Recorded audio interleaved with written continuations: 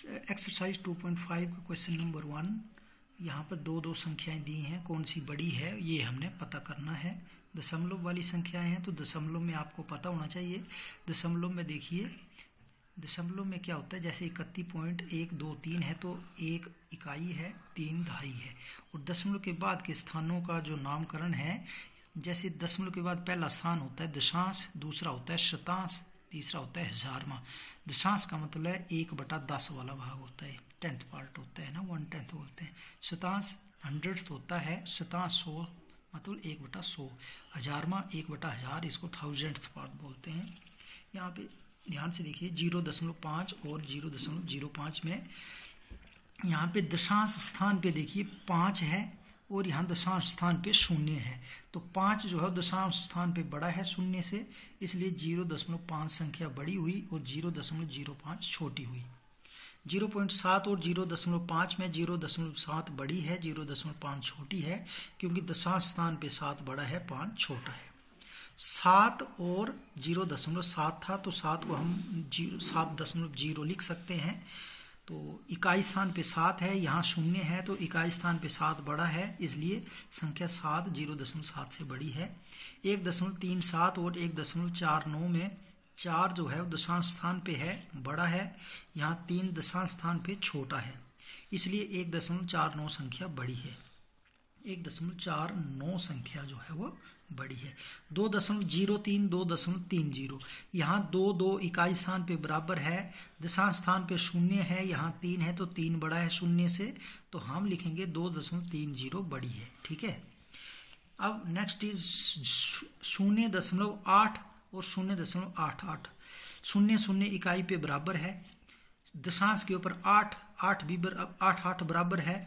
अब शतांश के ऊपर देखो 0 है, यहाँ 8 है, तो ये 8 स्थान पे बड़ा है, शतांश स्थान पे 8 बड़ा है, इसलिए ये पूरी संख्या बड़ी हुई। क्वेश्चन नंबर 2, दशमलव प्रयोग करते हुए रुपए में बदलना है। रुपए में बदलना है आपने, तो हमें पता है यहाँ देखिए 1 रुपए में होते हैं 100 पैसे। कितने पैसे? 100 पैसे। तो ये जहां भी आपने रुपए को पैसे में बदलना है तो रुपए की जगह 100 पैसे लिख देते हैं, लेकिन पैसे को रुपए में बदलना है तो क्या होता है, ये 100 जो है ये 1 का बटा आ जाता है, तो हम लिखते हैं 100 पैसे इक्वल टू 1/100 रुपए।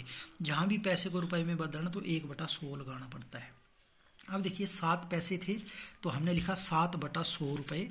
बटा 100 क्यों लिखा? क्योंकि पैसे को रुपए में बदलना तो बटे में 100 लगता है, 1 रुपए में 100 पैसे होते हैं, 7/100 रुपए।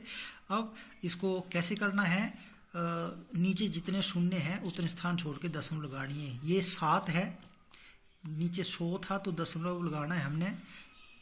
2 0 है तो 2 स्थान छोड़ने, एक स्थान 7 हो गया, दूसरा स्थान नहीं है तो 0 लगा देंगे, तो दशमलव लिख देंगे, तो हमारे पास बन गए 0.07 रुपए। अगर लेकिन इकाई में हमें 0 लगाना पड़ गया, इकाई में कुछ ना कुछ लिखना पड़ता है।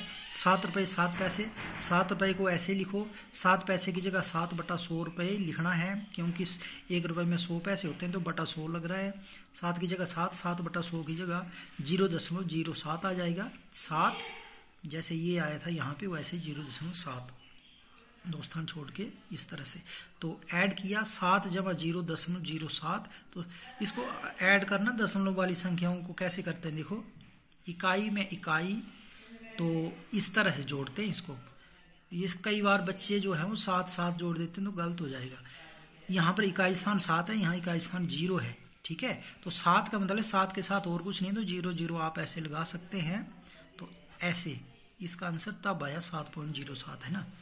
इसके बाद क्वेश्चन है नेक्स्ट इज 77 रुपए 77 पैसे। तो 77 को तो 77 लिखना है, रुपए में है, पैसे को चेंज करना है, तो 77 पैसे की जगह 77/100 रुपए आ जाएगा।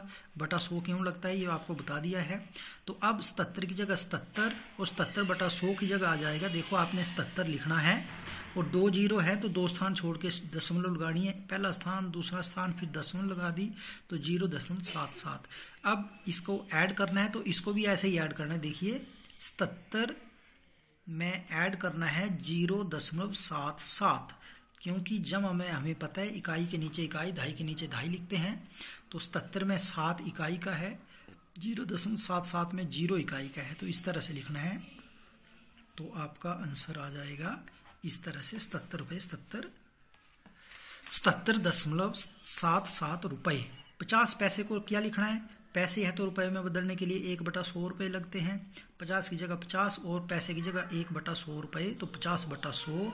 और इसको आंसर कैसे लिखना है, आपने 50 लिखना है और 2 स्थान छोड़ के दशमलव लगाना है। पहला स्थान दूसरा स्थान दशमलव लगा दिया, आगे कुछ नहीं तो 0 और इतने रुपए। ठीक है जी। 235 पैसे, तो 235 लिखा बटा 100 रुपये लगा दिया। 235 में आपने 235 लिखा, 2 स्थान छोड़ के दशमलव लगा दी। ये पहला स्थान, ये दूसरा स्थान और ये दशमलव, तो हमारा आंसर बन गया 2.35 रुपये। तो इस तरह से आपने रुपए को पैसे में बदलना है। तो इस तरह से आपने इस क्वेश्चन को करना है।